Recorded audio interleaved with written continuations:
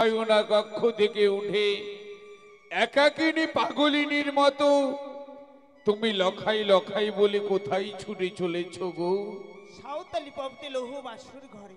সানুকা, সাঁওতালি পর্বতে লৌহ বাসুর ঘরে ছুটে চলেছ, কিন্তু তুমি কি ভুলে গেছো গো? আমরা হচ্ছি তাদের জন্মদাতা মাতা পিতা। কি করে আজকের দিনে মাতা পিতা হয়ে বাসুর ঘরে ছুটে যায় তুমি বলতে পারো সানুকা? ও গো স্বামী, তাই তো আমি স্বপ্ন দেখেছি, সেই স্বপ্ন দেখে আমি স্থির থাকতে পারলাম না। স্বপ্ন দেখি? হ্যাঁ গো। এমন কি স্বপ্ন দেখেছো সানুকা? এমন কি দুঃস্বপ্ন নয়নে দেখে এমন ভাবে তুমি বাসুরের দিকে ছুটে চলেছ?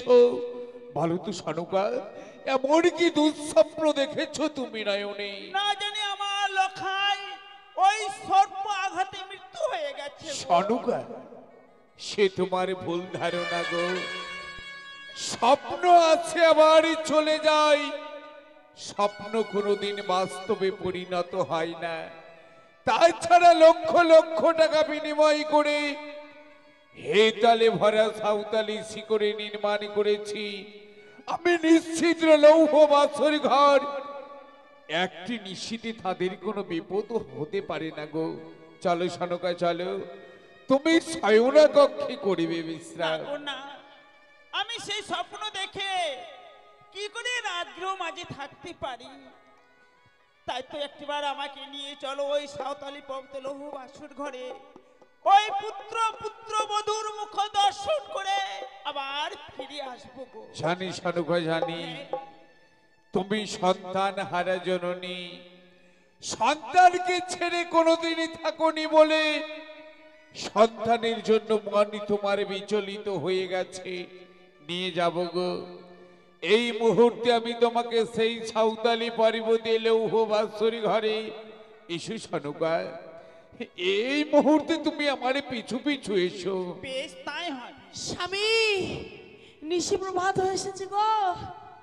গো তুমি একটিবারে বেহুলে বলে কথা বলো স্বামী আমার, তুমি কথা বলো।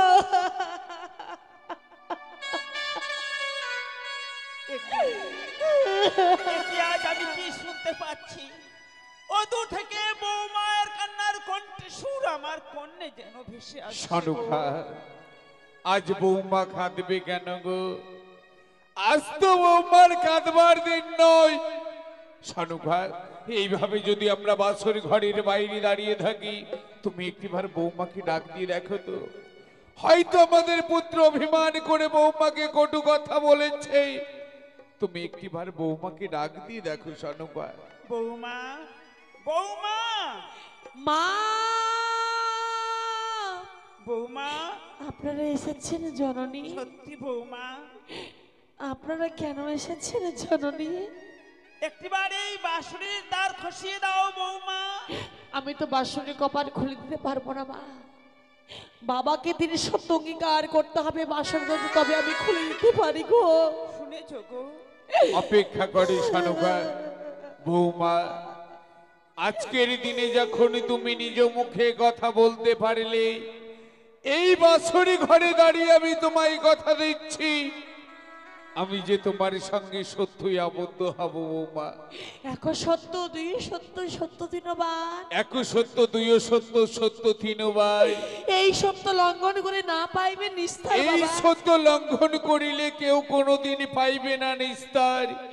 খুলে দাও বৌমা, খুলে দাও তুমি এবার ওই বাসরি ঘরের দরজাখানা। বাসরের কপাট এই মুহূর্তে আমি খুলে দিলাম, খুলে দিলাম বাসরের কপাট। বৌমা, মা! তুমি অমন করে এই বাঁশুরি কেন কদন করছো বৌমা? মা! আমার লখাই তোমাকে কটু কথা বলেছে? আমার লখাই না জানি তোমাকে মেরেছে বৌমা? না মা, না, আপনাদের বংশের প্রদীপকে আমি রক্ষা করতে পারলাম না। বৌমা দেখো সানুকা, দেখো আজকের দিনে আমাদের পুত্র লক্ষিন্দরী অভিমান করে স্বর্ণ পালঙ্ক ছেড়ে দিয়ে যেন ভূমিতে শুয়ে রয়েছে। যাও সানুকা, যাও, তুমি এই মুহূর্তে লক্ষিন্দরীর মুখ দর্শন করে এসো। বাবা, বৌমা, এই বদ্ধ বাসর ঘরে রেখে গিয়েছিলেন দুইটি পাখি গো। হ্যাঁ হ্যাঁ একটি পাখি যে কখনো খাঁচা ছিঁড়ে উড়ে চলে গিয়েছে, বৌমা, সে পাখি আর কোনোদিন ফিরে আসবে না বাবা। আমি তো তোমার কোনো কথাই বুঝতে পারছি না বৌমা, আমি তো তোমার কোনো কথাই বুঝতে পারছি না।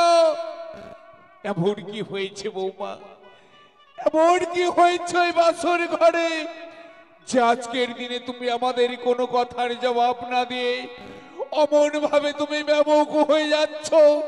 বলো তো বৌমা, কি হয়েছে এই বাসর ঘরে? এই বদ্ধ বাসর ঘরে বৌমা, আপনাদের সন্তানকে কাল লাগলিতে দংশন করেছে।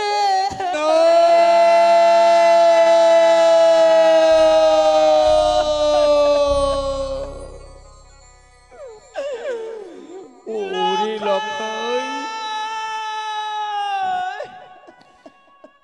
একটি বাড়ি নয়ন মেলেছে দেখ, আমরা তোর জন্মদাতা মাতা পিতা এ কি করলে?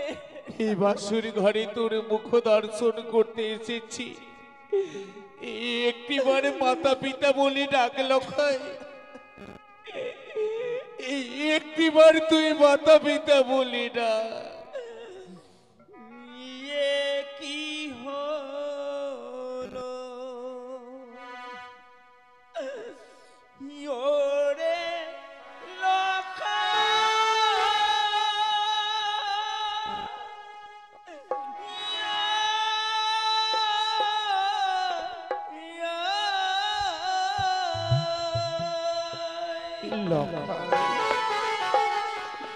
কত বল বাবা, এই না বাসর ঘরে রে,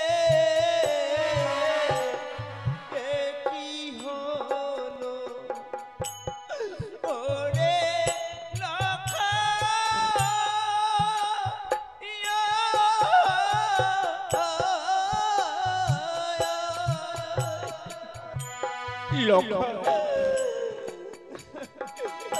কথা বল না বাসর ঘরে রে,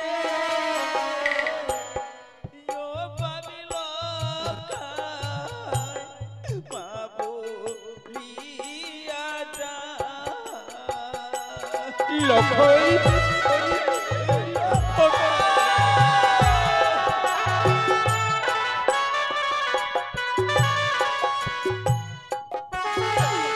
হাইরে আমার দারুণ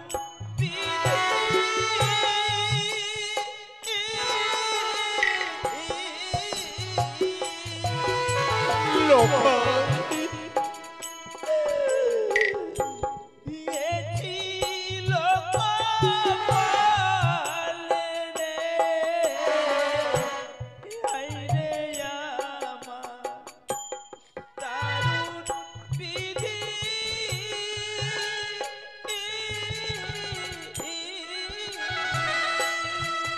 লখাই, কথা বল কপালে রে, ও পাগলা খাই বাবু লিয়াটা। লখাই, লখাই, ওঠ বাবা,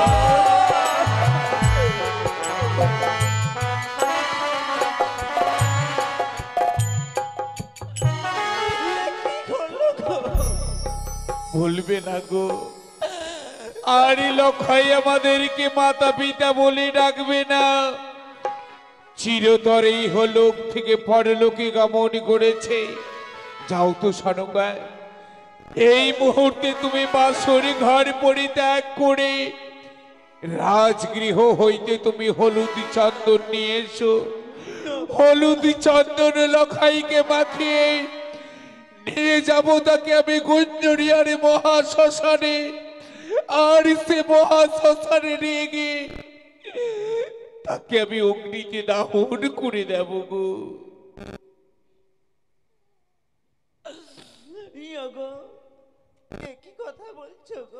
সনকা,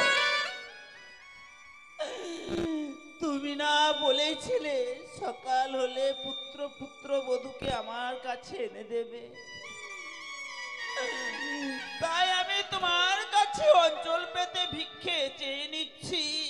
সনকা, তুমি আমার লোকাইকে ফিরিয়ে দাও। আমি পারলাম না গো, আমি পারলাম না তোমায় ফিরিয়ে দিতে।